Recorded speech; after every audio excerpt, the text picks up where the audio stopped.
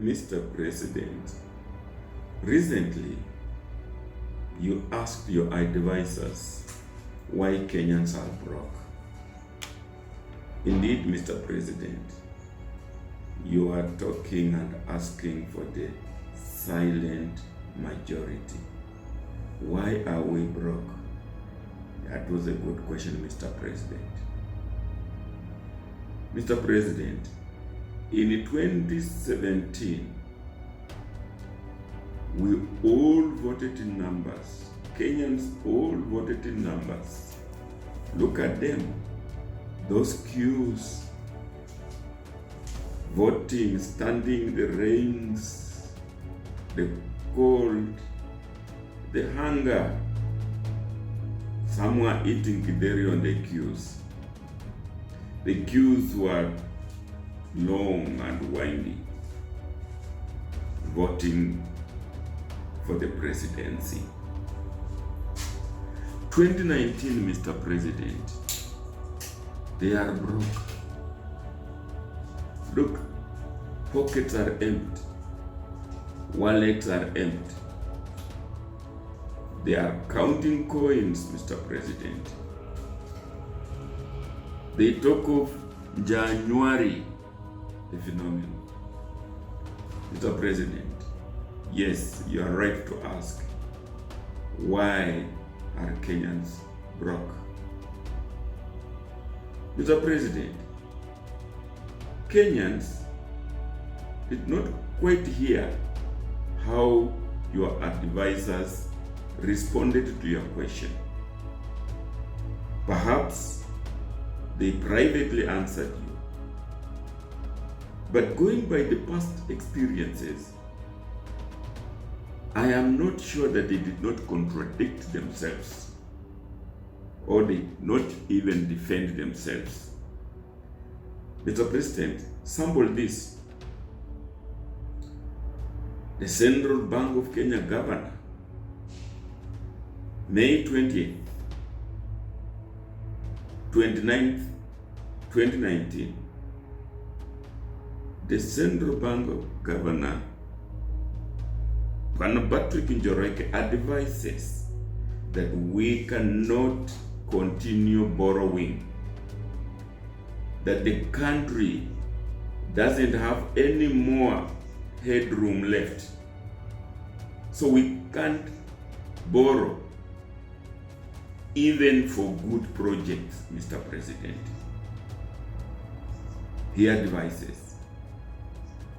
2 days later, Mr. President, another advisor, Bwana Rotich, says we can still borrow more, Mr. President.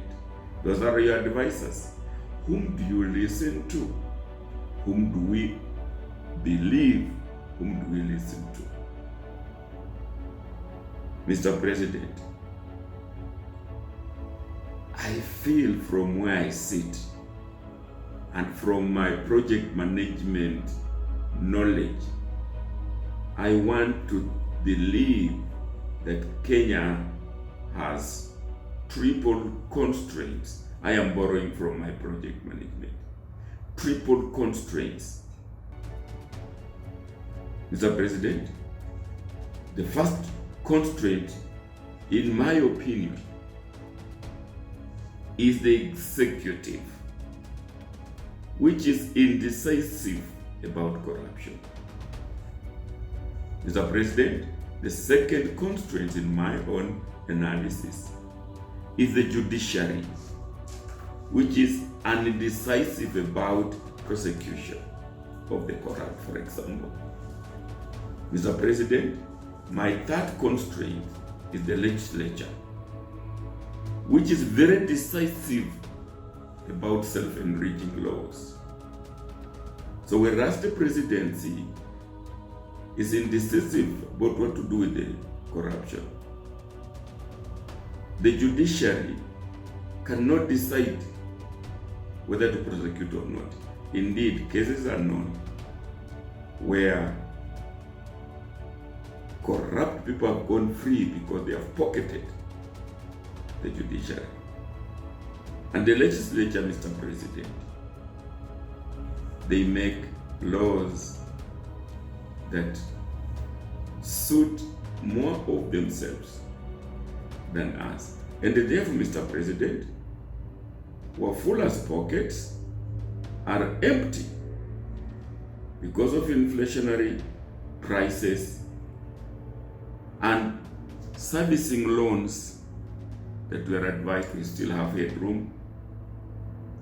So, Mr. President, those are my three constraints: the executive, the judiciary, and the legislature. Let me elaborate a little. Mr. President, the indecisive precedence on corruption leads to corrupt MPs.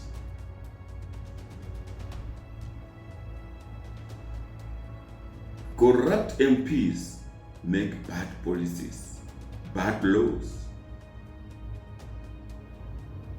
Mr. President, the indecisive, slow, and even corrupt judiciary leads to corrupt personnel. When the president is indecisive on corruption, when the judiciary does not hold corruption, does not prosecute, then we have corrupt personnel. Corrupt personnel, Mr. President, mean mismanaged resources. Mismanaged resources lead to heavy and even bad borrowing. Put bad policies together with bad borrowing, Mr. President, we have a failed economy.